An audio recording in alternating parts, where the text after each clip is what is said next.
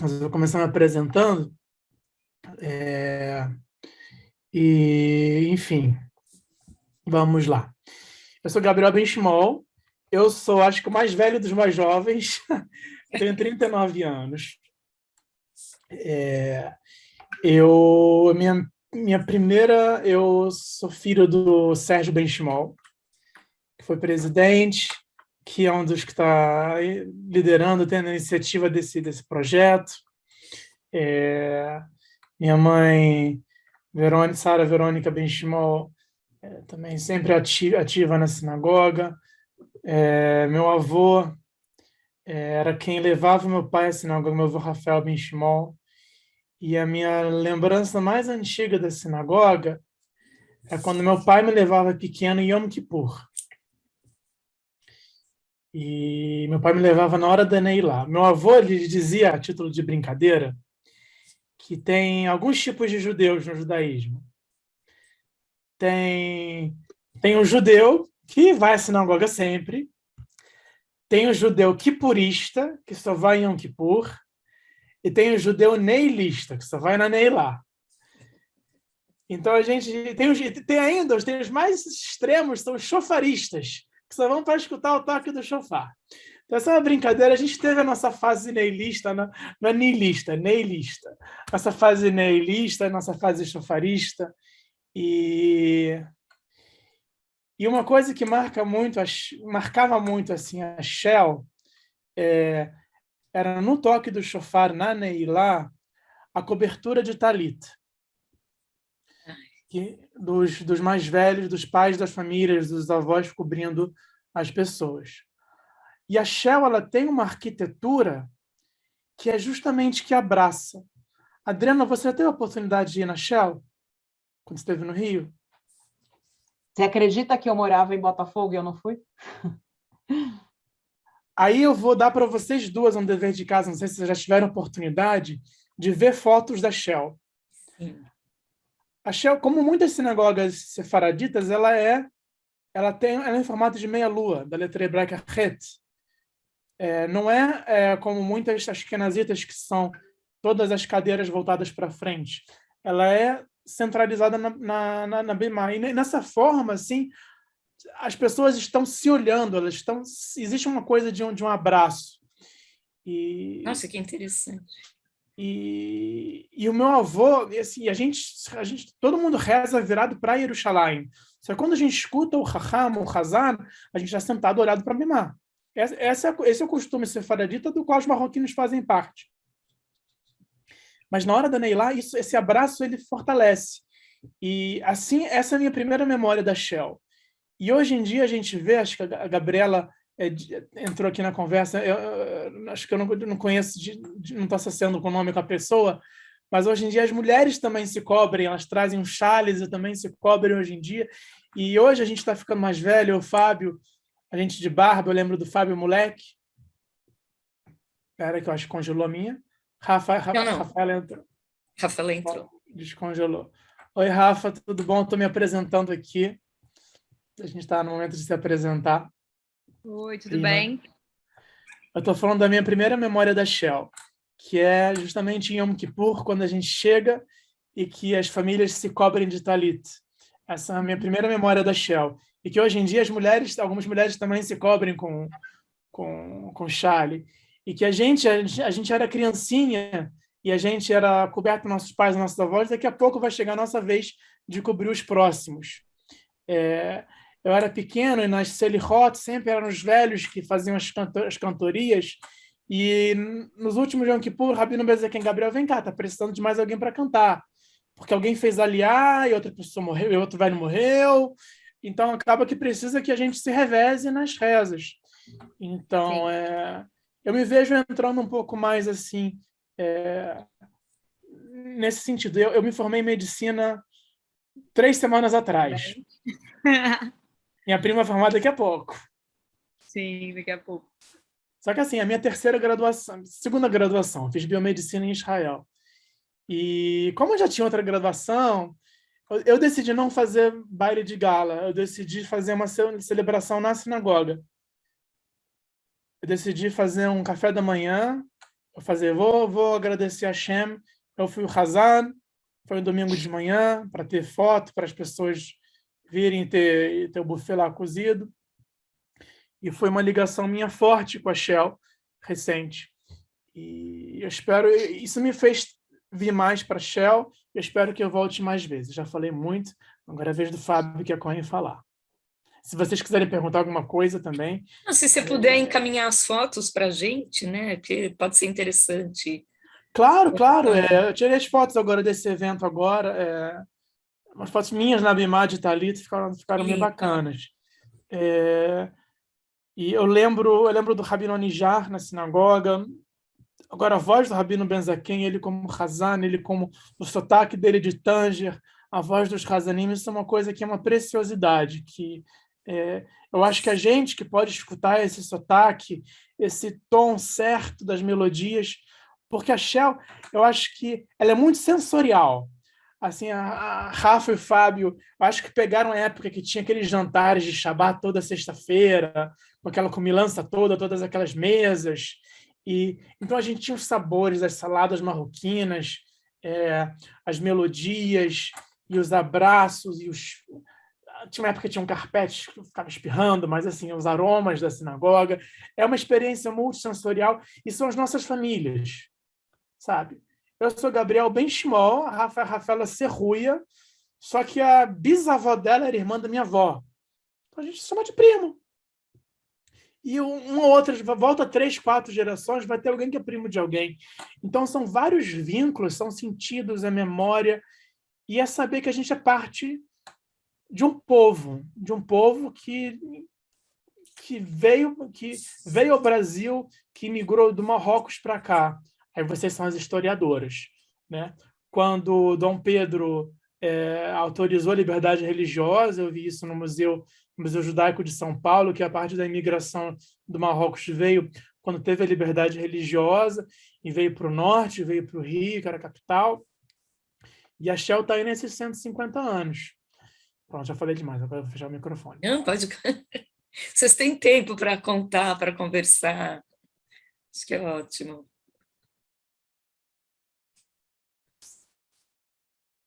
Então, quem quiser continuar...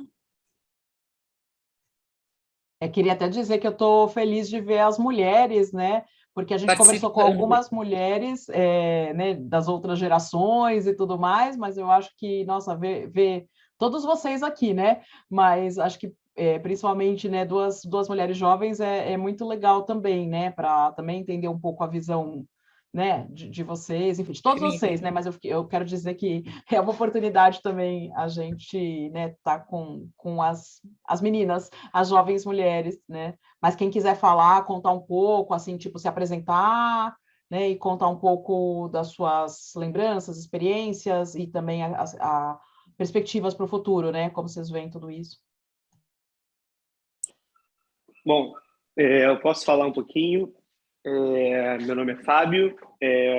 Atualmente eu frequento a Shell 1, 2 vezes por semana, principalmente segunda e quinta-feira. Antigamente a gente costumava ir na sexta e sábado, mas aí ficando Shomer Shabbat ficou um pouco difícil pela distância de casa, né? Bom, meu pai atualmente está na diretoria, meu bisavô ele foi presidente da Shell e meu pai alguns anos atrás também foi, e desde então está na diretoria há muitos anos. E eu acho que uma coisa que a gente pode perceber da sinagoga é que atualmente o público é muito mais idoso, né? É um público mais velho. É difícil a gente ver jovens entrando na Shell atualmente. Isso é uma coisa natural, né? Um tempo os judeus migraram para outros bairros. Principalmente hoje em dia a gente pode ver muitos em Copacabana, no Leblon, Ipanema, que acaba tirando o público jovem de Botafogo, né? Então, a gente vê outras sinagogas, como o Beit, Bnei Akiva, Lubavitch, cheias de jovens, e a Shell acaba não tendo, né, toda essa movimentação muito grande. Quando eu vou de segunda e quinta-feira, eu acho que eu sou a única pessoa abaixo de 40 anos na Shell. É até uma coisa engraçada, porque O pessoal lá meio que ganha uma energia nova quando vê um jovem, né? Como se fosse um olhar meio esperançoso. Eu acho que para o futuro da Shell, para manter, para a Shell continuar sendo a sinagoga, que é a primeira sinagoga, foi uma das primeiras sinagogas a serem fundadas no Brasil, para o futuro eu acho que teria que fazer como se fosse a mesma pegada que as instituições hoje em dia, como Bait, Hillel, o Espaço K, o Rabino Simonovich, não, desculpa, o Rabino Abitbul, Moshe e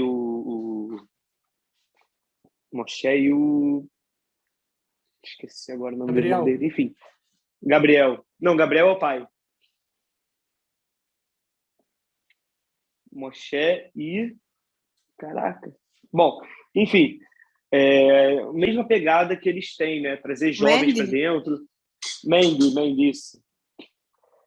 E é uma pegada assim, mais jovial para trazer o pessoal dentro da Shell, enfim. A gente sabe que é muito difícil, não é uma coisa simples, né? Até porque trazer jovens de outros bairros não é uma coisa fácil. Tem coisas muito positivas, né? Que, por exemplo, o Liessing é do lado, tem algumas escolas, o Hort também é próximo, que poderiam ser uma coisa para juntar, né, novos integrantes, né, jovens para nossa sinagoga, e precisaria de uma certa força de jovens internas da sinagoga para poder fazer isso acontecer.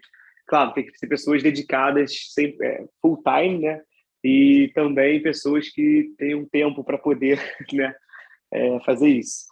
Agora, o que a Shell representou para mim na minha vida? Desde pequeno a gente frequenta a Shell, eu nunca entendi o motivo, nunca não, né? Quando era criança eu não entendi o motivo. Pai, por que a gente vai na Shell? Tem uma sinagoga aqui do lado de casa, que é o Lubavitch. Tipo, para mim não fazia sentido. E aí, conforme a gente vai crescendo, a gente vai entendendo, né, que a Shell é muito mais do que só uma sinagoga onde a gente reza.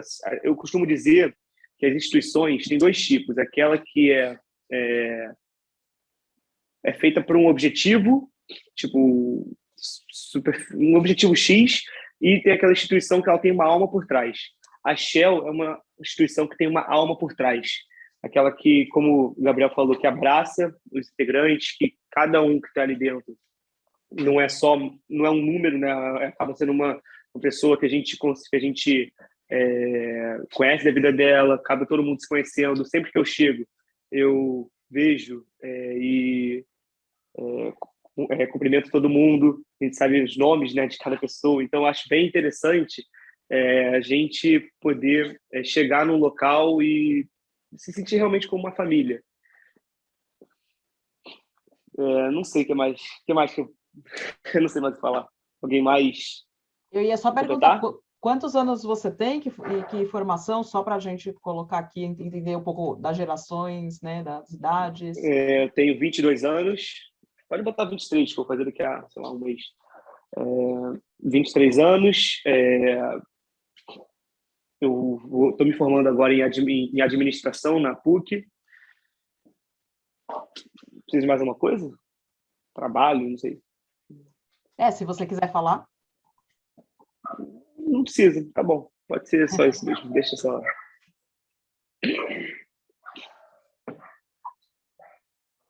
Alguém quer mais falar? Rafa, manda ver. Eu sou a Rafaela Serruia. Eu tô com o Zoom do meu pai, mas só adicionar um A. Faço medicina, vou me formar no final do ano.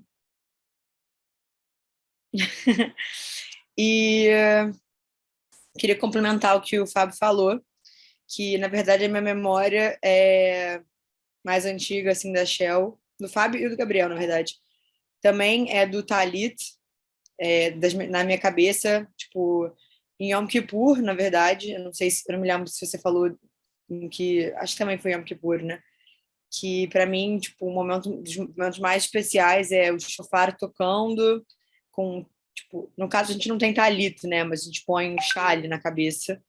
E tipo, todas as mulheres, a minha avó, a minha tia, minhas primas, minha mãe, minha irmã, todo mundo em sintonia, pedindo a Deus, agradecendo a Deus, assim, uma sintonia absurda, todo mundo assim conectado, todo mundo, tipo, a gente lá em cima, vocês lá embaixo. Isso é uma coisa que é um momento muito emocionante para mim. E queria também falar aqui do Fábio, que um momento que eu lembro muito, sou eu, Fábio e Gabi, brincando lá embaixo na sinagoga, que quando eu era criança eu ficava esperando por esse momento, por eles chegarem, que às vezes muitas vezes eu chegava mais cedo com a minha avó e com meu pai, e que eu ficava esperando por eles chegarem, assim, para descer para brincar. E também eu queria complementar o que o Gabriel falou, que a gente está ficando mais velho, etc., que antigamente eu chegava mais tarde em Yom Kippur, que eu ia mais tarde, meu pai e minha avó iam mais cedo, e eu ia mais tarde, mais para a hora do shofar, e chegava lá umas 5 horas. E esse ano não, tipo, meu pai fez questão, falou que você já está ficando mais velha, daqui a pouco está na sua hora de casar, não sei o que, não, história de pai, né? Você vai vir comigo no começo, vai me ver subindo errado, nananã, vamos vir comigo às 3 horas. Então, umas 3h30, a gente estava chegando lá na sinagoga e eu fiquei a reza inteira. Ficou eu, ele e minha avó, assim, por tudo. Eu achei isso, tipo, uma coisa marcante também. Então, só complementando o que os outros falaram. Assim, em relação à tua família, a tua família veio da Amazônia, veio direto para o Rio? Você tem ideia? A minha avó veio da Amazônia. Veio da Amazônia também, que acho que... Janete Serruia. Tá, que a gente não chegou a falar com... Rafa, deixa eu complementar. Mira, deixa eu complementar uma coisa que a Rafa falou. Rafa, você foi descrevendo o momento do shofar. Eu comecei a falar isso agora que você foi falando. Cara, você me transportou para Yom Kippur agora, falando sério. E sabe o que é? Uma das coisas que chama a atenção do momento do shofar é porque chega uma hora na sinagoga, na reza, em que a gente está esperando o shofar tocar. Então, todo mundo se cobre, todo mundo fica em silêncio e se abraça e reza e fica um silêncio até tocar o shofar. E é um silêncio físico, mas acho que é um momento de tanta prece, de tanta emoção, e toca o shofar. Isso marca a gente, isso é sensorial, aquele toque, porque é uma coisa, um chifre de um carneiro fazendo barulho, é algo assim tão rudimentar, é algo, sei lá, primitivo, fala. É quase que palpável, né? Tipo assim, é bizarro. A Guimarães fala que o toque do shofar ele é para lembrar de alguma forma o choro de uma criança. É uma coisa assim rudimentar mesmo. É como se fosse tipos diferentes de choro. E essa tensão no ar, esse abraçar e o esperar, vamos estar abraçados, vamos estar assim. É muito marcante, porque o ano novo foi o Rosh Hashanah, e tem algo judaico de buscar ser uma pessoa melhor, de pensar, caramba, o que eu fiz de errado? Eu posso mudar? Existe algo que pode me perdoar? Eu posso me perdoar? É um momento de reflexão e de buscar e de renovar e de estar junto e de vamos jejuar, vamos parar de comer e beber e refletir sobre isso e depois vamos comer feijoelas. Amo. Burreca, também adoro. Chocolate com gemada. Ai. Falta muito para Yom Kippur ainda. Vai. A comida tem um grande peso para vocês, né? Tem toda essa parte tipo, super especial do Yom Kippur e tal, que eu também super me identifico com o que vocês falaram, mas uma das coisas que eu acho muito legal da Shell também é isso de manter algumas tradições. E eu ia falar assim, eu lembro eu e minha irmã pequenas, tipo, toda vez que tinha Yom Kippur, a gente correndo para poder pegar a feijoela que vinha naquela bacia cheia de feijoelas em saquinhos de plástico, assim. Então, tipo, às vezes tem algumas coisas bobas, não só da religião, mas da tradição que ainda mantém lá, que eu acho muito legais, assim, também. E uma coisa que o Gabriel falou, que eu traria de novo, é que isso da Chelsea é muito sensorial, principalmente na parte das músicas, assim.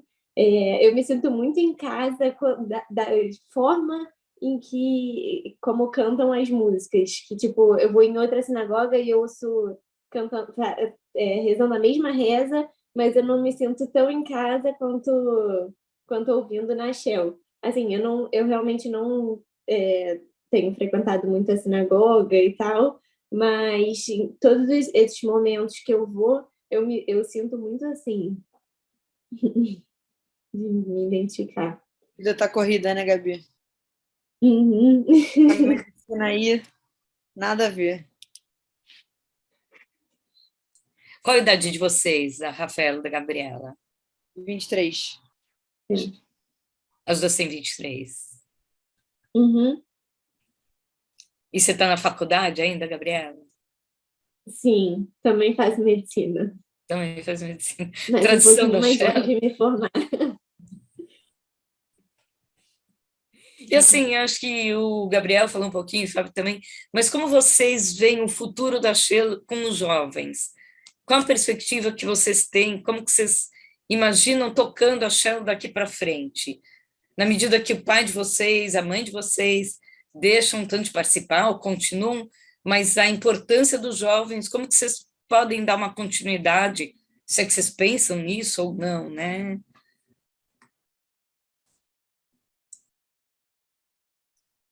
Olha, acho que, tipo, à medida que, foi o que eu falei, à medida que a gente vai ficando mais velho, a participação vai aumentando e é isso, tipo, acho que é uma coisa natural. Tipo, como meu pai me levou esse ano mais cedo, ano que vem, talvez ele faça questão. Não, não que dependa do meu pai me mandar, né? Não me entenda mal. Mas tipo, acho que é uma coisa natural. Tipo, você vai fazendo questão de participar mais, de entender mais, mas também acho que algumas coisas na sinagoga têm que se modernizar. Para que o Fábio falou que por exemplo, o bairro fez a diferença. Eu não concordo com ele, porque a área está 500 metros da Shell e é cheia de jovem, entendeu? Eu acho que a sinagoga precisa se modernizar um pouco, tipo, de algumas formas, entendeu?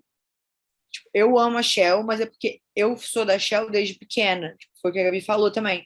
Eu me sinto em casa na Shell, eu conheço as pessoas, a minha família é da Shell, o Gabriel, a Gabi, o Fábio, são pessoas que eu me sinto conectadas nessas horas de religião.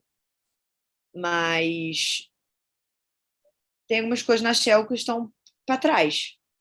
Não sei se vocês concordam comigo, se vão discordar, mas acho que tipo, se eu fosse entrar na Shell para poder auxiliar em alguma coisa, eu faria algumas mudanças. Rafa, não sei se você vai lembrar, acho que foi uns 3 ou 4 anos, foi antes da pandemia. Foi depois que eu voltei de Israel, acho que foi 2019, provavelmente. Em Yom Kippur mesmo, eu estava com você lá na Shell, e aí a gente estava lá fora, né? Tava todo mundo lá dentro, rezando e tal, a sinagoga estava cheia. Aí a gente estava conversando, e eu virei para você e falei, Rafa, olha aqui em volta. Deve ter umas 10 criancinhas abaixo de 10, 12 anos. Agora, olha os mais velhos. Deve ter uns 100 pessoas. Deve ter umas 100 pessoas acima de, sei lá, 40, 50 anos. Sim. Daqui a 30, 40 anos, essas pessoas, sei lá, daqui a 50, 60 anos, não sei, essas pessoas já não vão mais estar aqui. E a gente que está com 20 e poucos anos, na época era 19, 20 anos, a gente vai estar com 40 e 50. A gente vai ter que estar aqui para sustentar a sinagoga, para poder trazer público para a sinagoga. Você lembra que eu te falei isso? Eu concordo total. Não sei se você vai lembrar. Não é concordar. Eu quero te perguntar se você lembra que eu conversei isso com você na época. Lembro.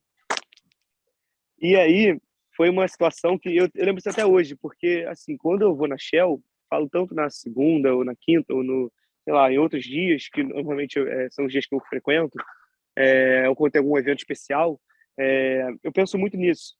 Daqui a 30 anos, 40 anos, será que a gente vai ter que... o que a gente vai ter que fazer para poder mudar isso? Mudar o rumo, né? Porque se continuar do jeito que está, daqui a 20 anos, não sei se esse negócio ainda vai ter público. Então, é uma coisa que é difícil, é complicado. Um dos motivos que eu acho que a Shell também tem esse problema é que o rabino, por mais que ele seja um rabino, tenha lá vários anos, acho que mais de 20, 30 anos que ele é rabino da Shell, o filho dele acaba não tendo a mesma idade nossa e também não tem filhos pequenos. Isso acaba sendo um problema para cativar os jovens. A gente pode perceber que várias das sinagogas, o público, quem mais traz são os rabinos jovens. Tanto no Lubavitch quanto na sinagoga de Ipanema, sinagoga de Copacabana, quem traz o público são os filhos dos rabinos. E na Shell a gente não tem essa mesma pegada. Não tem palestras com temas atuais, e acaba sendo um problema para trazer os jovens fora de Yom Kippur, Rosh Hashanah, fora dos feriados religiosos, né, mais importantes do ano. Então, Mas foi isso que... Oi? Desculpa. Continua. Pode falar. Foi isso que eu quis dizer com modernizar, entendeu? Tipo, ter um lugar para que você possa dar palestras, trazer pessoas importantes para dar palestra. Por exemplo, eu que faço medicina, na sinagoga de Ipanema, eles levaram o Isaac Adid para dar uma palestra sobre fertilização in vitro. Cara, eu não sou da sinagoga de Ipanema, nunca fui na sinagoga de Ipanema, mas eu fui numa palestra deles porque foi uma coisa que me interessou. E desde então eu já fui em mais de uma palestra lá porque eu achei muito legal os temas. E eu não sou da sinagoga de lá, nunca falei com o rabino de lá, entendeu? Tipo, mas iria. Eu não tenho nenhuma ligação com eles. E, tipo, se eu vou, outras pessoas vão. Então, acho que, tipo, para a sinagoga trazer pessoas para cá, tem que ter esse tipo de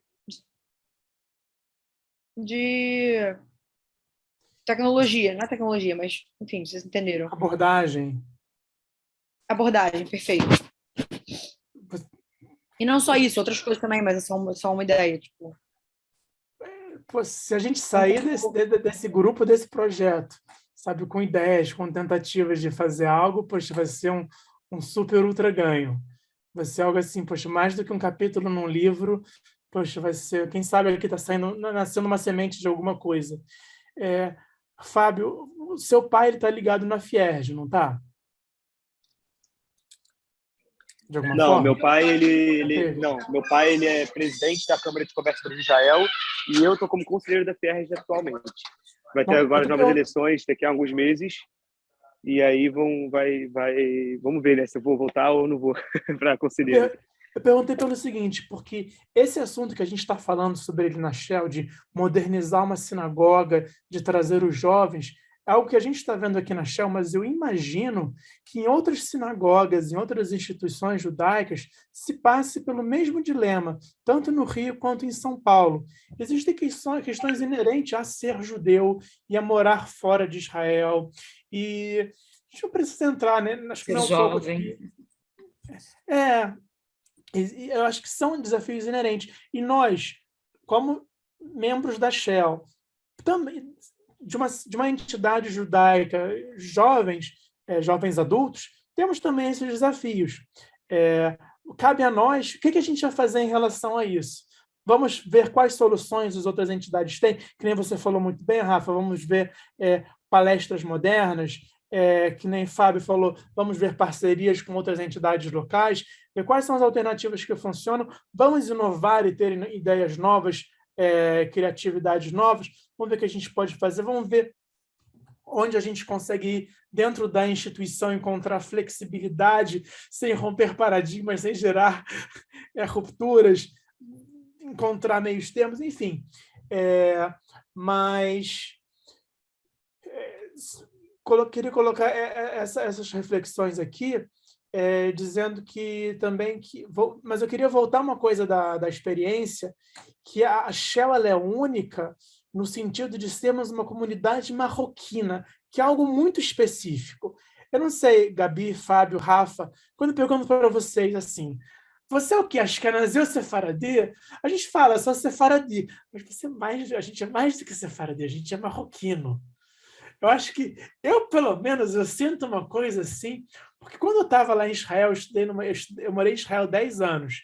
Eu parei a faculdade de medicina na metade, fui estudar numa yeshiva por 5 anos, depois eu retornei e terminei agora a faculdade de medicina. O costume marroquino, ele é diferente do costume de Síria, Líbano, Iraque e Egito. As melodias que a Gabriela falou, eu me sinto diferente. Gabi, eu não sei, você já chegou aí, assim, por exemplo, no Lubavitch de Ipanema, sei que é Lubavitch, mas é meio sefaradi, ou no Sidon, nas sinagogas da Tijuca, que é só sefaradi, ou no Sibi. Você sente que é um sefaradi, mas é mais perto que o Ashkenazi, mas não é igual. Mas não é igual. Sim. Sabe onde é parecido? Não sei se você já teve a oportunidade de ir para Belém ou Manaus. Já foi sinagoga lá? Não fui em sinagoga. Pois é. Não, até fui, mas não tinha reza. Assim. Pois é. Lá são comunidades que vêm do Marrocos, a melodia lá a melodia é a mesma. Então a gente está falando de uma comunidade. Quando o Fábio fala aqui que ele, a Gabi, a Rafa, em Yom Kippur eram crianças de 10 anos correndo, e quer dizer, quando eles tinham 18, eles viam 10 crianças de 10 anos e 100 pessoas de 50 plus, e pensam assim, qual é essa realidade? A realidade é que a gente é nichado. Eram famílias de uma cidade de Tanger. Poucos eram, sei lá, de Fez, Casablanca. A maioria das pessoas, eu acho, que era de Tanger, que vieram, porque é uma cidade portuária do Marrocos. Vieram de lá para a Amazônia, alguns vieram da Amazônia para o Rio, outros vieram direto de Tanger para o Rio. E aí a gente mantém o quê? A gente mantém os conhecimentos de família, de quem conhece quem, e as feijoelas, as culinárias, e as melodias que a gente estranha se não é igualzinha a nossa. E tem um outro costume religioso, por exemplo, em Pessah. Qual é o costume antes de a gente começar a Agadá? De pegar a Keará e rodar a mesa dizendo Bibilo yatzanu mimitzrayim. É uma coisa Adoro. que algo... Vocês batem na cabeça das pessoas também com a Keará? Quando meu namorado foi lá em casa, ele não entendeu nada, ele falou, vocês estão ficando malucos. Porque ele acha que é nazi. E o pai dele é israelense. Então eles não fazem nada disso. O cara, que é isso? Nunca vi isso na vida. Falei, então aprende, meu filho. Que a gente Cara, faz assim. Rafa, nesse momento, seu namorado cumpriu a mitzvah de Pessah, porque o propósito do Bibilo é fazer as pessoas perguntarem que coisa diferente é essa, para chamar a atenção e as pessoas perguntarem e se interessarem no Seder. Então, a gente tem costumes assim religiosos no Pessah. Aí vai vir em Kippur, minha mãe descobriu um livro que tem um pão específico para quebrar o jejum de Esther. Então, a gente vai vendo as coisas específicas de cada coisa que são dessa comunidade. Agora, assim, a gente namora com pessoas de outras comunidades, Ashkenazi, Sefaradi, libanês, iemenita, etc. E às vezes vai mais, às vezes vai menos. As minhas primas, tenho 2 primas. Uma prima que casou com um cara do Sibi, que vai no Lubavitch, e outra prima casou com um cara Ashkenazi que vai no Lubavitch. Então acaba que, por exemplo, elas não frequentam tanto a Shell. Acaba que as pessoas também, às vezes, decidem não frequentar porque casam com pessoas que frequentam outras. E faz parte. Às vezes também acontece o contrário. Às vezes o Fábio vai estar namorando com alguém ou vai casar com alguém, vai trazer essa pessoa para a Shell. Então, existem as migrações de sinagogas, esses movimentos. De novo, comecei a falar. Mas eu ia te perguntar, você imagina... vocês, né, imaginam preservar a Shell para os descendentes dos marroquinos, basicamente, quer dizer, de certa forma é uma coisa mais específica, né, acho que está todo mundo aqui concordando, né, que é uma tradição mais específica, ao mesmo tempo, talvez seja preservar a tradição para um pequeno grupo, é isso, quer dizer, não estou dizendo que a Shell não acolhe, né, mas... Eu te diria o seguinte, eu não diria que seria assim para os marroquinos étnicos. Não precisa ser isso. Mas, assim, existe um minhag hamakom, um costume do lugar. Assim, vai chegar no... Existem leis, por exemplo, existe parte da reza judaica, é o tachanun, é a parte de pedir perdão. No judaísmo a gente não tem, que nem no cristianismo, um confessionário que confessa para o padre. A gente confessa direto para Hashem. A gente fala uma lista de pecados no Aleph Bet, Gimel. E, assim, tem dias nos quais diz Tachanun, tem dias nos quais... Peraí, cortou? Peraí, cortou, voltou. Tem dias nos quais a gente diz Tachanun, tem dias que não diz Tachanun. O sefaradi tem uma regra, o marroquino tem uma regra. Então, na sinagoga, o rito é marroquino. Isso é uma coisa que eu acho que está no Sidur. O rito é marroquino. Então, assim, a melodia vai ser... Se vem um Ashkenazi, ele vai fazer uma... Ele vai dizer uma coisa, vai respeitar a individualidade da pessoa. Só que existe a regra geral.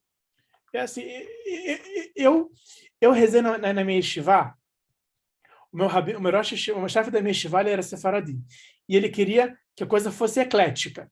No Shabat, a reza da noite era Ashkenazi, a reza da manhã era sefaradi, a reza da tarde era Ashkenazi, depois voltava a sefaradi. Para todo mundo ter espaço, para todas as melodias serem escutadas. Porque ele determinou que fosse assim. Então, existe algo que é pensado e decidido. Eu acho que é decidido que a Shell é um espaço para a melodia e para as regras judaicas dos judeus sefaraditas marroquinos. Portugueses marroquinos, não sei como é que eles dizem essa expressão. Eu me imagino assim, sabe? Eu acho que a gente tem ashkenazim que frequentam, gostamos deles. Brincando. Brincadeira. Mas eu acho que o que torna a Shell importante... Espera, congelou? Acho que o que torna a Shell diferente são as nossas origens. Acho que parte do judaísmo são as nossas raízes, as nossas origens. E a Shell tem essa origem do judaísmo que, em 1492, Isabel de Castilha e Fernão de Aragão chegaram aqui. Ou fica e converte, ou fica e morre, ou vai embora. E a gente saiu de Toledo, saímos de Madrid e viemos para Marrocos. Chegamos em Marrocos, tinham alguns berberes nas montanhas que, desde o segundo templo de Salomão, já estavam lá. No segundo templo, não, depois de Salomão já estavam lá. E vieram falavam os forasteiros e os locais e ficaram de 1500 a 1800 e tanto, 300 anos vivendo lá. E então, isso, tiveram rabinos, lideranças, parte da mística judaica, da Kabbalah, foi desenvolvida no Marrocos. Parte da nossa espiritualidade é isso. Parte da nossa diversidade étnica é isso. Então, eu acho que é legítimo. A gente não precisa acreditar que isso seja preservado, que essas melodias que encantam a Gabi e que essas culinárias e esses costumes todos sejam preservados, aceitando todos, sendo um polo de palestras interessantes e modernas, se adequando, inovando e mantendo. Eu acho que o que torna o nosso povo um povo resiliente, né, que tem Medinat Israel, que tem Israel como um baluarte, que na Shell me orgulha muito o Rabino ou o Hazan anunciarem bênção para o Estado de Israel. Acho que eles falam em português isso assim. A gente ser uma entidade sionista que acredita que Israel existir é importante para o povo judeu, isso está ligado ao dinamismo de manter as tradições e seguir adiante. Eu acho que a Shell tem isso, de manter as tradições, a gente precisa dar mais passos adiante. Eu acho que essa reunião de hoje está sendo um passo importante nessa direção. E você se vê participando da diretoria, das comissões, criando uma comissão para poder articular alguma coisa para o futuro, que nem a Rafaela falou, de modernizar, a Gabriela também falou, o Fábio também falou, você, Gabriel, de poder articular alguma coisa ou juntar um grupo para poder levar adiante, para poder criar atividades, para poder resgatar não só o pessoal dos 20 aos 40, mas também os mais jovens que estão na escola, que tem escola perto, que vocês falaram, mas promovendo atividades, promovendo alguma coisa que possa levar adiante, que possa, porque se as outras sinagogas conseguem atrair os jovens, também é possível a Shell atrair, né? Então, e como que criar alguma forma de criar alguma atividade, alguma união, né? Uma linha que vá até as criancinhas correndo o tempo todo, não só em Yom Kippur, mas Shabbatot, nos Hagim, em outros momentos. Então, se alguém quiser comentar a respeito disso, alguma outra coisa que seja, né?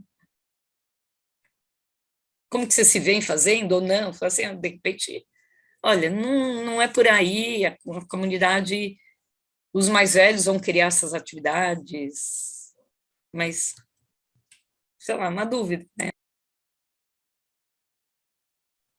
Fabão?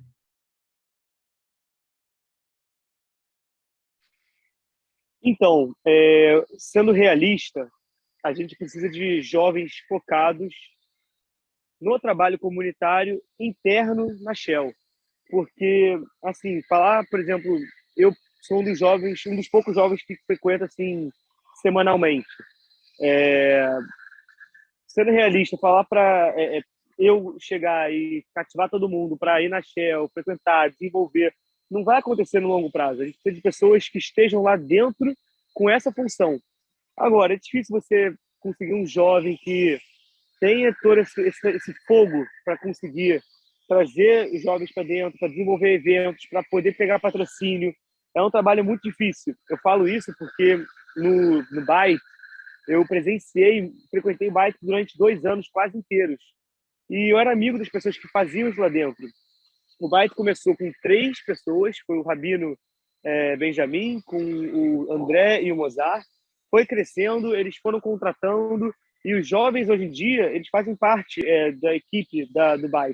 E eles têm um giro interno que faz com que cada jovem faça uma função, e um jovem fique na parte de contabilidade, pegando patrocínio, arrumando patrocinadores, outro jovem fica na área de marketing, ou seja, cada pessoa vai desenvolvendo ali internamente. Então não é só um trabalho comunitário, é um trabalho também.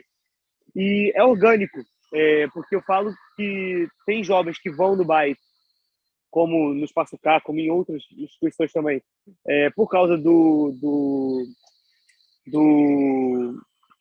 das aulas, né, que recebem um dinheiro, enfim. E tem jovens que vão porque gostam. Shabbatot, por exemplo, antigamente no BAI era obrigatório, acho que ficou obrigatório durante 1 ano e meio, mais ou menos, 1 ano e meio, 2 anos. Obrigatório no sentido de você tem que completar X pontos para poder ganhar o valor no final do mês. E hoje em dia, eles cancelaram isso, porque não está dando espaço, porque tem muitos jovens querendo ir e não tem mais capacidade. Ou seja, o BAI ficou pequeno para a quantidade de pessoas que eles agregam, né? E o legal do BAI é que o jovem fica lá até uma certa idade, 30, 35, 40 anos, aí depois acha uma esposa, enfim, se casa, e aí ele frequenta de vez em quando para completar miniá, enfim, dias da semana, porque no Shabbatot é muito complicado ter espaço, entendeu? Então tem que ser uma coisa orgânica, não pode ser forçado. Esse é o final, essa é a minha conclusão. E para ser uma coisa orgânica, precisa de jovens que estejam empenhados e dedicados a fazer acontecer. E não adianta ser só uma pessoa, porque uma pessoa é muito difícil mudar toda uma instituição. Eu acho que teria que ser um grupo de pessoas. Claro, tendo diretorias, tendo pessoas especializadas, seja nos eventos, pessoas seja no patrocínio, mas dedicadas não só à sinagoga, mas como desenvolver aquele gostinho de quero mais, sabe, da instituição. E para a gente, por exemplo, a gente fala muito de Yom Kippur, porque Yom Kippur dá esse desejo de quero mais. Agora, os outros dias não são assim. Então é isso que está faltando para dar aquela virada de chave e atrair jovens do Liesen, jovens do Hort, jovens que frequentam, por exemplo, a Hazif, o Shomer, o Dror. Todas essas instituições são muito próximas da Shell. Todas elas. E não tem justificativa da Shell não ter jovens. E todas essas instituições que eu falei agora são para jovens. Ou seja, é muito mais falta de engajamento interno do que externo, na minha opinião, claro. Perfeito, Fábio. A gente tem que ter conteúdo, não adianta só a gente ter a geografia, sabe? A gente tem que ter o mel, a gente tem que oferecer o que o jovem quer. Sabe o quê? Sabe, a gente quer a continuidade, sabe, por que a Shell seria relevante para jovem, para crianças, para jovens? Qual seria a proposta? São reflexões muito importantes sobre sabe, se eu me vejo atuando,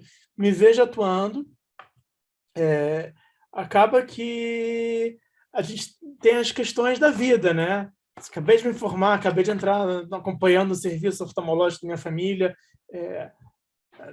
Ter essa reunião aqui hoje está sendo assim, um motivo de alegria imensa. Agora, aquela coisa, né? Se a gente começa a criar responsabilidade, o tempo surge. A gente sabe que se é complicado, mas talvez, quem sabe, talvez, Fábio, talvez realmente assim, crescer o orgânico, talvez seja um desafio muito grande. Fazer algo a longo prazo seja algo muito grande. Talvez, de repente, a gente poderia começar pequeno, vamos fazer um grupo de estudo no mês de Elul, vamos estudar Selihot, vamos estudar as melodias que a gente canta no Yom Kippur, um mês antes de Yom Kippur.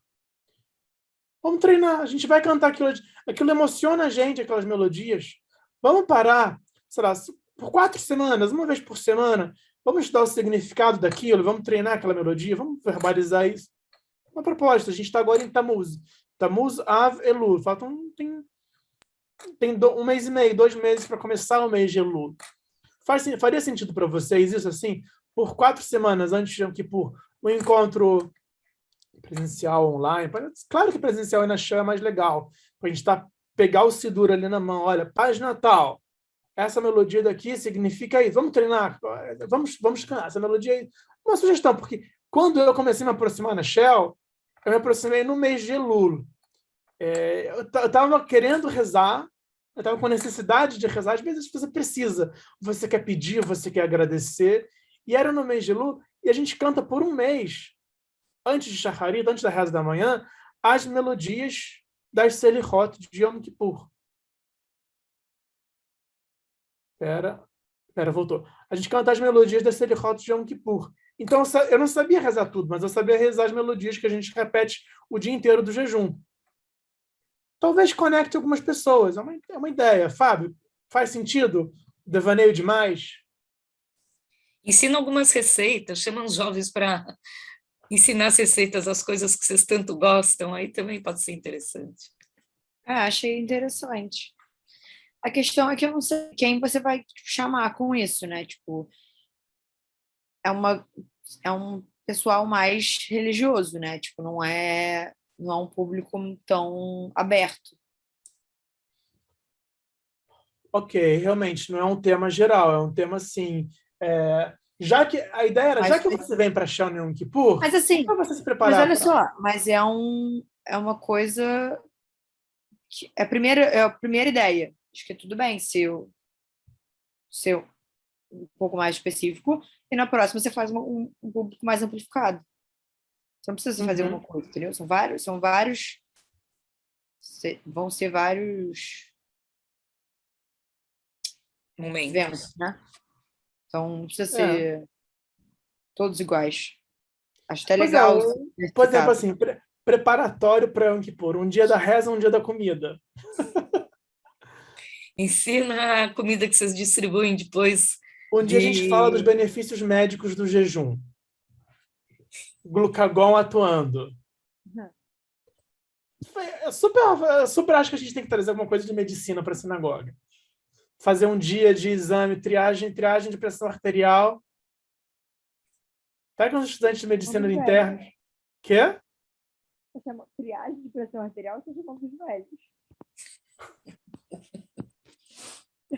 Quem vai fazer triagem de pressão arterial? Não. A gente faz, então, revisão de caderneta pediátrica. Pronto.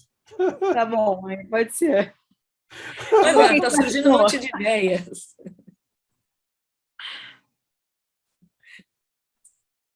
É ótimo. você vai fazer os exames oftalmológicos da galera. Vamos todo mundo fazer revisão oftalmológica, galera.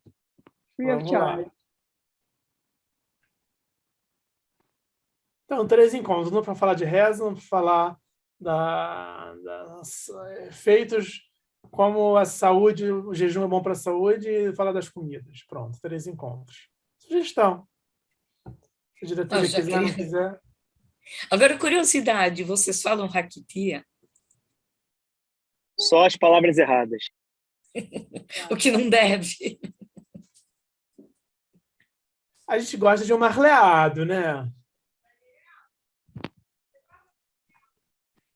Mas em casa vocês falam, vocês aprenderam? Não, até porque acho que minha família... Acho que as palavras básicas a gente aprendeu. Palavras básicas, eu digo, palavras proibidas. Aí meu pai já está aqui do meu lado falando, Raquitia. Mas, no geral, eu não tive uma educação em nenhuma outra língua dentro de casa, né? Sem ser o português, né?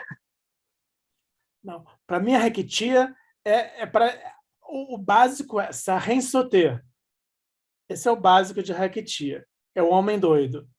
Cachê Sarren Soter. Cachê, tipo assim, olha, fica de olho. Boril. O que é boril? Eu já escutei essa. Boril eu falo muito.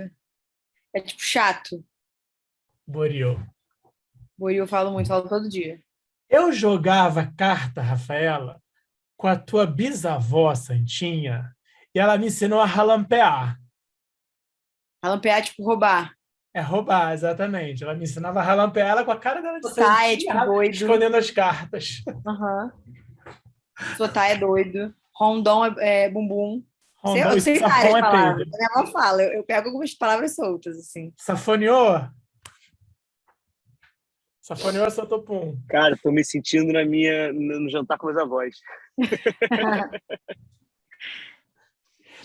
Agora, você conhece essa, Fábio? Rogerá? Não, essa é qual? Rogerá é banheiro. Rogerá de Rosmin?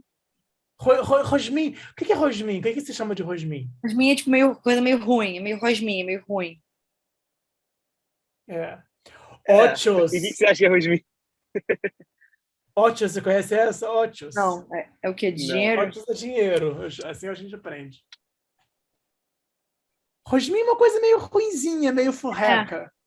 Isso, exatamente, furreca. Golor. Perdoa? Tinha uma que era assim, que era golor. Ai, que golor. Eu não conheço, não.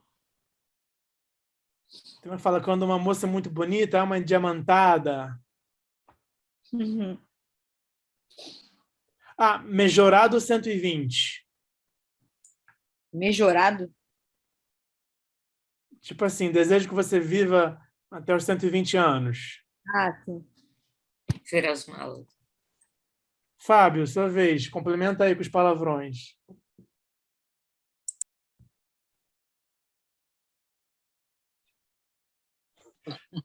Sarren, Sarraná.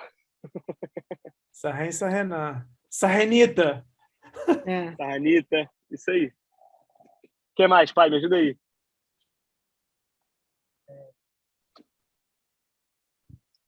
Isso que eu sei, bueno. Fala-me bueno. Aí já é espanhol.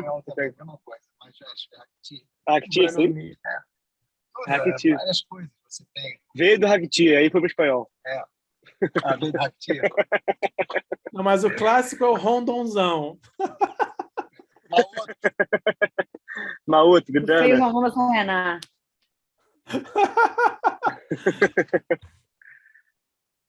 Tá bom. Tô vendo que vocês sabem bastante, hein? Até que surpreenderam. Marlear o quê? Comer? Marlear é comer. O que mais, pai? Palavras aleatórias, palavras avulsas. Só quando a gente não quer que ninguém entenda. Não, mas dá para entender perfeitamente. Não, a gente se entende, né? O pessoal que é da Shell se entende. Agora, quem é do... Qualquer pessoa de fora da Shell não vai entender. Chofear, olhar. Chofeia. A gente usa muito isso também. Chafrar, olhar. Chufinha, em árabe é olhar.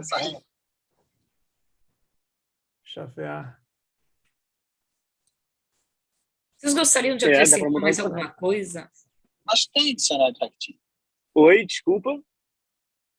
Miriam? Se vocês gostariam de acrescentar mais alguma coisa, mais alguma sugestão, mais alguma percepção em relação a Shell mesmo? Então, não é uma sugestão, mas é mais um fato também que eu acho que não foi comentado aqui, que eu também, por estar na Fierj, estou presenciando. Antigamente, o trabalho comunitário era muito visto dentro de casa, por muitos judeus. E hoje em dia, globalização, internet, mil coisas na cabeça, enfim, para quem mora no Rio de Janeiro é mais complicado, né, por conta enfim, ter 1 milhão de coisas para fazer no dia a dia. Acaba que a comunidade ela vai abrindo muito, e quando eu falo abrindo, aquela coisa que a educação judaica interna dentro de casa faz com que o jovem aprenda, queira estar dentro da comunidade, acaba que é uma coisa que a gente não vê tão forte hoje em dia quanto era antigamente. E isso não é só na Shell, isso também em outras instituições. Na Tijuca a gente pode ver várias que são assim também. Eu vejo pessoas da Tijuca indo no Bait, por exemplo, mas eu chego no Sidom, é mais difícil você ver pessoas indo lá, sei lá, para completar Minyan, jovens indo completar Minyan. E, ao mesmo tempo que em São Paulo, minha namorada é paulista, então eu vejo em São Paulo jovens, assim, criancinhas, 10, 11, 15 anos, indo para a sinagoga, assim, dia normal, shaharit, minhar, vit, e cumprir, como se fosse cumprindo, sabe, aquilo que aprende dentro de casa. Aqui no Rio de Janeiro a gente vê muito pouco isso.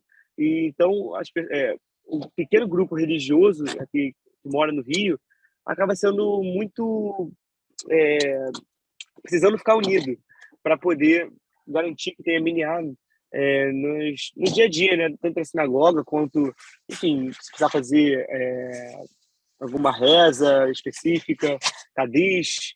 Então, assim, a gente precisa entender também que não é uma coisa dos dias que a gente vive e também do bairro onde a gente está situado, e no Rio de Janeiro especificamente, que é uma cidade muito complicada para se crescer, tendo mil opções, né, de coisas mais interessantes para fazer do que ficar indo para a sinagoga num sábado de manhã, entendeu?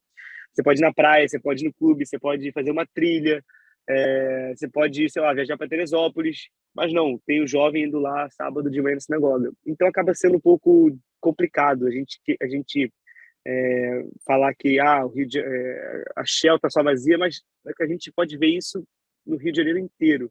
As instituições que conseguem isso é porque tem um trabalho especializado, um foco, um investimento, investidores, né, que querem garantir o futuro da comunidade judaica no Rio de Janeiro, que colocam dinheiro para justamente atrair jovens e que eles estejam no dia a dia frequentando. Então, eu queria completar só com isso para também não deixar como se fosse culpa somente da Shell, da posição geográfica dela, mas também de uma situação geral que a gente vive. Muito Na bem verdade, eu acho que colocado. acontece isso em São Paulo também, e principalmente depois que acaba o colegial, o ensino médio, e o pessoal vai para a faculdade. É muito difícil, vamos aqui em São Paulo, atrair o jovem universitário ou pós-universitário, ou se manter o relacionamento entre esses jovens também. Então, não só frequentando a sinagoga, mas mantendo a comunidade judaica depois do colegial, depois do ensino médio. Então, acho que eu entendo bem o que vocês falam, né? Porque aquilo também, Miriam, a gente está falando sobre a vida, não? Quando a criança ela está no ensino fundamental, está na escola, ela é dependente dos pais, os pais escolhem para onde você vai. O que você vai fazer de 8 a meio-dia, de 8 às 3? E a criança está vinculada a uma instituição judaica, os feriados são feriados nacionais e feriados judaicos, vai ser caixera contínua ou não é outra coisa, mas só fechar esse barulho, que está fazendo barulho. Vai respirar judaísmo ali, saindo dali, não tem aquela palavra em hebraico misgeret, que é a moldura de uma pintura. Não tem aqueles limites ali, aí a pessoa é livre para escolher. Aí, pois é, vai querer ir na sinagoga, vai querer ir no movimento juvenil, vai querer fazer uma viagem do Rilelo, vai querer... E aí a vida tem suas coisas, as pessoas têm que pagar suas contas, as pessoas querem ir para a praia, querem ir para o cinema. E a gente vivia num mundo onde a sinagoga era um ponto de reunião, né, da comunidade para ter... A comunidade dependia muito de si para sobreviver. Hoje em dia a gente consegue sobreviver de outras formas em outras coisas. Só que qual é a função da sinagoga? Qual é a função da instituição judaica? Eu acho que, se a gente pensar nisso, Fábio, o que a sinagoga teria a dar que não vai ter no shopping e no clube, sabe? A gente está com a necessidade espiritual, assim, a gente sente uma vez por ano a necessidade do Yom Kippur. Eu comecei brincando falando do kippurista, do neilista, que meu avô falava. Às vezes tem gente que tem uma necessidade espiritual maior, Agora, é uma obrigação a gente desenvolver isso em todo mundo? Não é uma obrigação? Será que é um músculo? Será que é uma coisa que é interessante a gente colocar isso para as pessoas de forma orgânica e saudável? Acho que a palavra orgânica é importante. Tem um trecho da Torá, é um dos trechos mais chatos, mas é um dos trechos mais bonitos. No livro de Shemot, Êxodos, a paraxá se chama Terumá. Ela tem as medidas dos utensílios do Beit HaMikdash. 1 metro tanto, 1 metro tanto, 1,5 metro tanto. E a medida do Aron HaKodesh, da arca que guardava as tábuas da lei que Moshe quebrou e que Moshe recebeu, ela era para ser feita de ouro. Só que está escrito que ela tem que ser de ouro por dentro e ouro por fora. Por quê? Porque as coisas elas têm que ter valor por dentro, têm que ter valor por fora. Não adianta só a sinagoga ser uma coisa bonita se ela não é atraente, se ela não é agradável, se ela não é moderna, se ela não dialoga, se ela não está alinhada. Só que também não adianta ela só ser ultramoderna e alinhada se ela não está de acordo com os valores internos. Agora, essa caixa do Aron HaKodesh está escrita que ela era para ser feita de ouro por fora e por dentro, mas é uma caixa de madeira coberta por ouro por fora e por dentro. Por quê? Porque para ter ouro por fora e por dentro, tem que ser orgânica. Essa comunicação, esse equilíbrio tem que ser orgânico. Então, é uma caixa de madeira que tem ouro por fora e ouro por dentro. Então, espero que a gente tenha otimismo para encontrar equilíbrio, ouro por fora e ouro por dentro, ter as inovações, ter os valores e conseguir, que nem a gente diz no Salmo de Shabbat, Tzadik Atamar Ifrach, a gente cresça que nem a palmeira, que nem o carvalho, a gente alcance. Tá pronto para ser rabino já, Gabriel. Amém, prima. Falou como um true rabino. O rabino jovem que a gente estava procurando. É isso, achamos.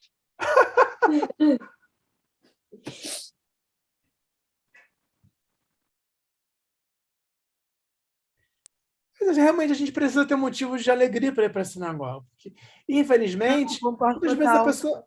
Quê? Concordo total, é que você contou uma história boa, sabia tudo direitinho. Falou igual o rabino, achei ótimo. Estudei 5 anos na Yeshiva, aprendi alguma coisa, né? Me conquistou. É porque, assim, uma das coisas que faz a pessoa ir para a sinagoga é o luto. Quando morre alguém ou quando alguém fica doente, aí a pessoa sente a necessidade da conexão espiritual.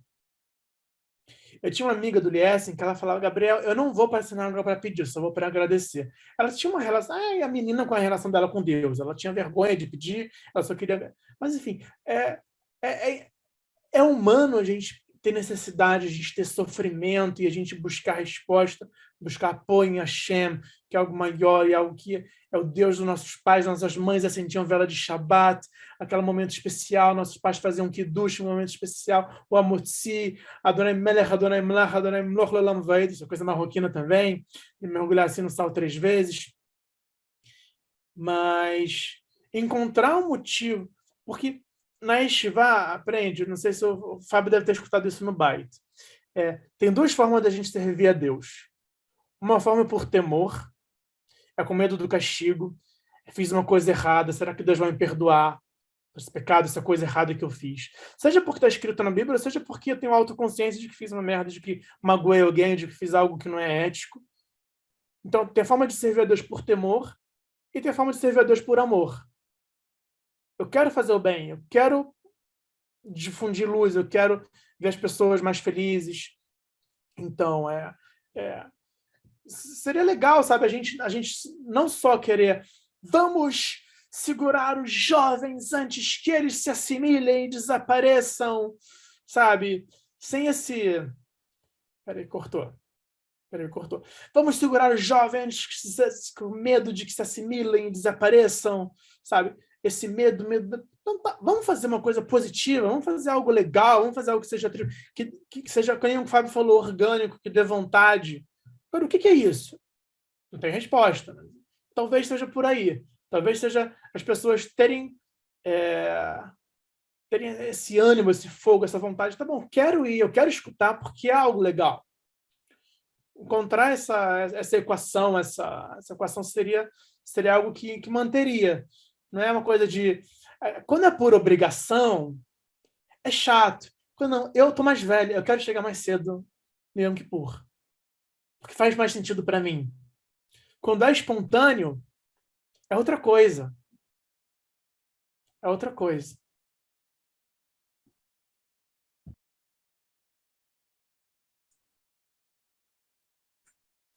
Concordo.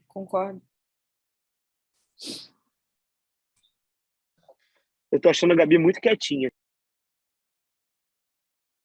Sempre foi. Nunca fui de falar muito.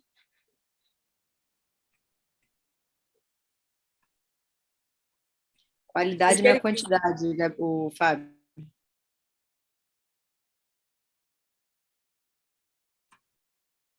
Vocês querem falar mais alguma coisa, acrescentar mais alguma coisa? Dessa questão sensorial que vocês falaram bastante, né? Todos vocês falaram, né? O peso que a Sheila tem em vocês, sempre pelo lado sensorial também. Então, interessante essa questão.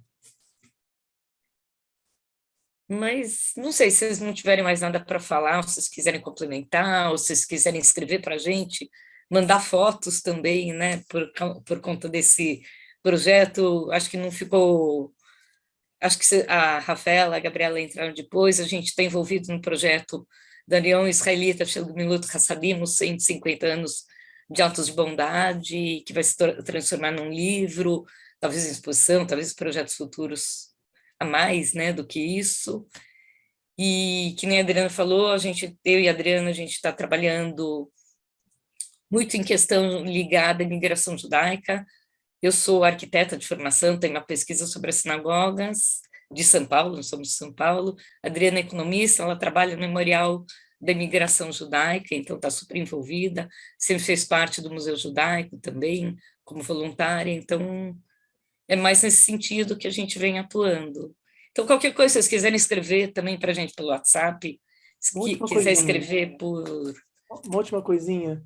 Lembrando o que você está falando de atos de bondade, que o Fábio falou de Minyan,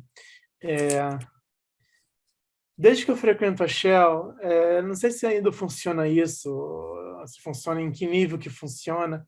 Existe uma coisa que são o grupo do Minyan. Existe um Minyan profissional, que são alguns judeus carentes economicamente, que são, pelo menos eram antigamente, contratados, apoiados pela sinagoga, com transporte para estarem presentes para completar o minyan, para garantir que haja um minyan. Fábio, você que vai segunda e quinta, isso ainda funciona? Você sabe? Ih, o Fábio caiu. Cara, eu acho que funciona, tá? Eu tava conversando, não sei se na Shell especificamente, mas eu tava conversando com meu namorado outro dia e a gente tava falando exatamente sobre isso, então, não tem na Shell, mas ele tava falando que ele já tinha ouvido falar sobre isso, que ele sabia disso, e que nas sinagogas ainda existia assim. Então, eu acho que tem. Sim, por um lado, assim, parece, poxa, precisa pagar alguém para que aconteça a reza. Por um lado, assim, poxa, não é o ideal, seria ideal se as pessoas fossem de espontânea vontade. Mas acaba que, para garantir que o fogo esteja aceso, que nem na chá tem uma lamparina de óleo, de azeite. Vocês lembram, meninas? Uhum. Tem que colocar azeite para a chama estar acesa. Então, às vezes, sabe, acaba se fazendo um gemilut hassadim, acaba fazendo uma ajuda, uma pessoa carente. Quando a minha avó faleceu, a gente tinha minyan na família para rezar dentro de casa. A gente trouxe o Sefer Torah, a gente fez a reza em casa nos 7 dias. Mas a gente fez questão que um dos caras do minyan viesse e a gente desse a tzedakah para ele. Sabe, a gente foi na sinagoga, no cemitério, depois a gente tinha minyan, mas a gente fez questão de garantir, sabe, para garantir e para ajudar também, para contribuir, porque são 3 pilares na nossa religião: a Torá, o estudo, o conhecimento, a Torá, a Avodá, a reza, e Gemilut Hassadim, e fazer as boas ações. A gente somos seres sociais, isso faz parte da gente. Então, acho que essa questão do minyan que é pago, que o minyan pago, o minyan é uma desculpa, é uma forma, uma oportunidade. Eu acho que... Rafa, você lembra do tio Moisés? Já ouviu falar nessa figura do tio Moisés, que era Já irmão ouvi da tia falar, Santinha? mas não me lembro dele especificamente, mas sempre já ouvi histórias. O tio Moisés, ele era médico, formado pela Unirio. Ele se casou com uma filha de fazendeiros e largou a medicina para ser fazendeiro lá no estado do Pará. Ele dizia para mim, Gabriel, o que significa mitzvah? Ele dizia assim, mitzvah não é mandamento, não é obrigação. Mitzvah é oportunidade. Porque nós somos detentores de livre-arbítrio. Está escrito. Mas a gente escolhe. E é bom quando a gente escolhe por amor e por vontade. E acaba que quando a gente pode escolher fazer essa oportunidade de fazer Gemilut Hassadim, de seguir fazendo bondade com o minyan, para garantir que tenha minyan, é uma coisa muito boa que essas pessoas, que esses animes, que essas pessoas humildes dão oportunidade para a gente de seguir fazendo atos de bondade. Com isso eu encerro e finalizo minhas palavras. Uma coisa que eu lembrei agora, foi no cemitério que tinha as pessoas para completar o minyan. Não foi numa sinagoga, foi no cemitério. Tava faltando e aí tinha as pessoas sendo pagas para completar a minyan. Atos de bondade. E o ato de bondade com uma pessoa que faleceu é um ato de bondade genuína e verdadeira, porque ela não tem como retribuir.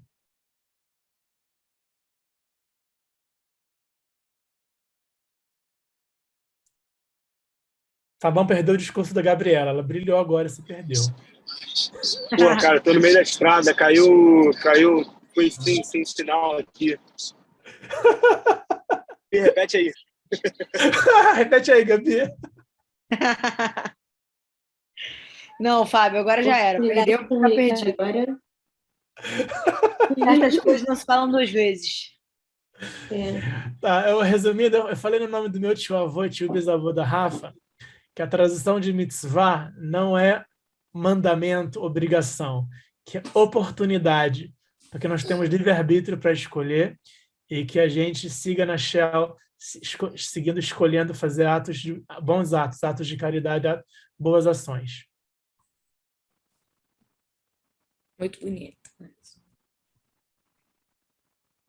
Gente, se vocês não tiverem mais nada a falar, né, nesse momento, acho que a gente queria agradecer pela participação, pela disposição de vocês, de, sendo à noite, vocês estarem disponíveis para poder conversar, trocar ideia, participar dessa atividade, desse evento, e de sugestões, e que tudo vá para frente, né? Que a gente possa caminhar e que a Shell tenha o futuro com os jovens como vocês, participativos e com ideias novas.